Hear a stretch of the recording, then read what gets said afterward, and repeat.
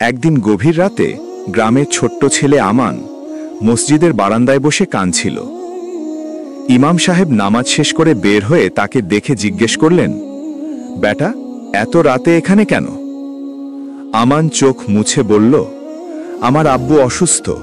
Doctor বলেছে এখন শুধু আল্লাহর উপর ভরসা, আর কিছুই করার নেই। কিন্তু আমি জানি না কোন দোয়া পড়লে আল্লাহ শুনবেন। ইমাম সাহেব হাসলেন। তিনি বললেন, বেটা, আল্লাহ দোয়ার শব্দ দেখেন না, দোয়ার অন্তর দেখেন।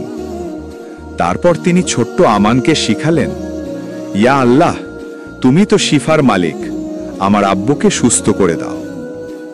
আমান দুহাত তুলে সেই দোয়া পড়ল। তার চোখে ছিল কান্না, কিন্তু মনে ছিল বিশ্বাস। পরের দিন ভোরে ডাক্তার এসে বললেন, অবিশ্বাস্য, তার অবস্থা অনেকটা ভালো। এভাবে রাতারাতি উন্নতি খুব কমই দেখি। আমান দৌড়ে মসজিদের দিকে গেল। ইমাম সাহেব তখন ফজরের নামাজ পড়াচ্ছিলেন। নামাজ শেষে ইমাম সাহেবকে জড়িয়ে ধরে আমান বলল, আল্লাহ আমার দোয়া শুনেছেন। ইমাম সাহেব মৃদু হেসে বললেন, যে দোয়া বিশ্বাস দিয়ে করা হয়, আল্লাহ সেটাকে কখনো ফিরিয়ে দেন না। আমাদের এই গল্পটা যদি ভালো লাগে, আমাদের চ্যানেলটা সাবস্ক্রাইব করবেন, শেয়ার করবেন এবং লাইক করবে, কমেন্ট করবে।